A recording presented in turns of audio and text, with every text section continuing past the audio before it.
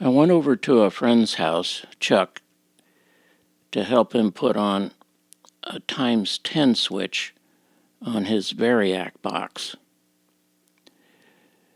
And it's because of this radio here.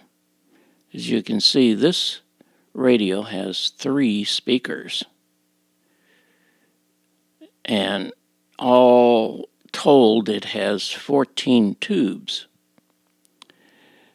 And it draws 185 watts. It's a Model 136 Sparton. Here's a closer look at the front with the indicator tube at the top. And this is a closer look at the front dial.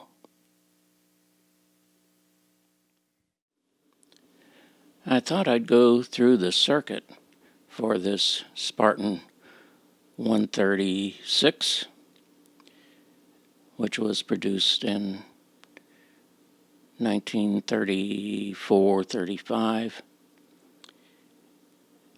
And let's start with the power supply. It is a full wave rectifier, and the filter circuit uses all coils. This will produce the best DC and lots of power. This is the RF section here, the antenna and RF amplifier. This is the mixer circuit. They call it the first detector back then, but it's actually the mixer circuit.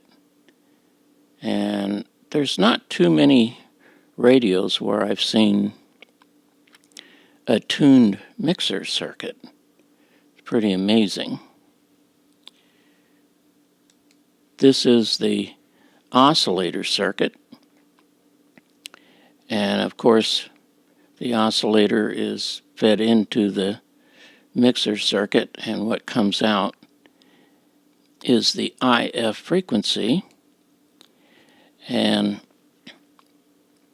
that frequency in this radio is 456 kilohertz.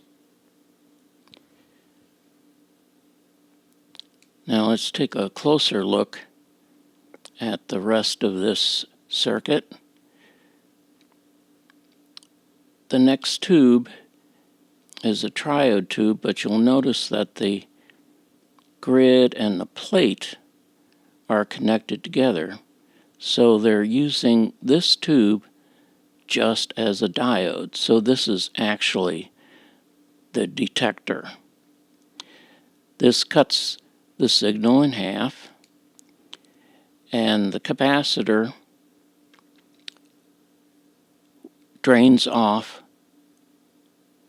the remaining RF, and we have audio that goes down to the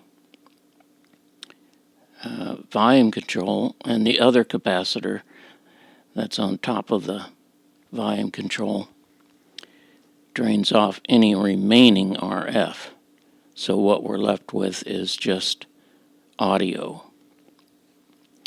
Now the audio comes out of the volume control, goes over to the grid of the first audio amplifier, gets amplified, comes out of the plate over to the grid of the second audio amplifier. This again amplifies it. This time the plate is now driving the audio transformer. Now on the secondary of the audio transformer, when the top is positive, it's driving the top 2 tubes. These tubes are in parallel, driving the top half of the audio output transformer.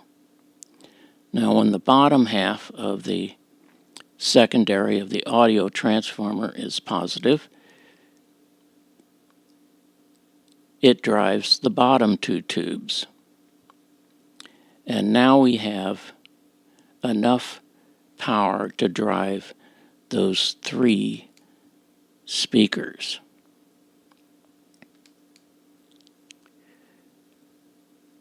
This is the indicator tube. That's where it is in the circuit. And this is the automatic volume control, or ABC.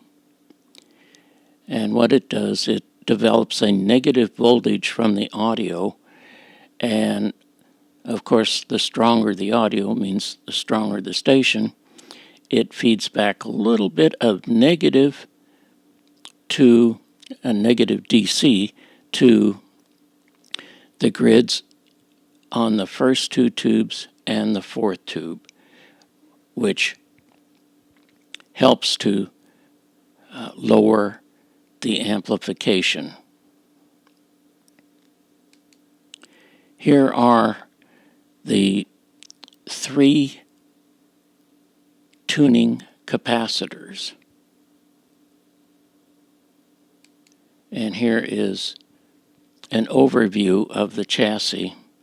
And you can see the 3 tuning capacitors middle left, and they're clearly marked. And the dial that's at the top center is marked 1, 2, 3, 4, 5. That is the order that the bands switch. And we'll have a demonstration of that in this video.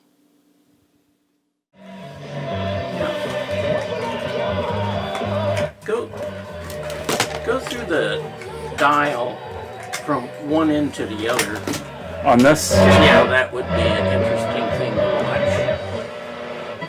watch. No, I meant the bands. Oh, the band. Okay. Just to see how they switch. That is all the way down, which starts in the center. Next band goes clear to the left. That's the next band. We have red, yellow, first white, red, yellow, sort of orange, and another, it looks like yellow. Yeah, that's interesting because they don't go in the order you think they would. No, in fact the schematic even showed it starts off in the center, then it jumps across the center, back to the end, and then into the broad center band. And that's pretty, very nice. And now that we have the tuning, I can brighten it and dim it. That's the dimmest it'll go, and that's the brightest it'll go. So we'll keep it on the low side. Yep. Don't want to wear that out. See it changing even with the signal. That's full strength, and we can keep it down even, all the way down, and still enjoy the bright orange. Thanks for watching.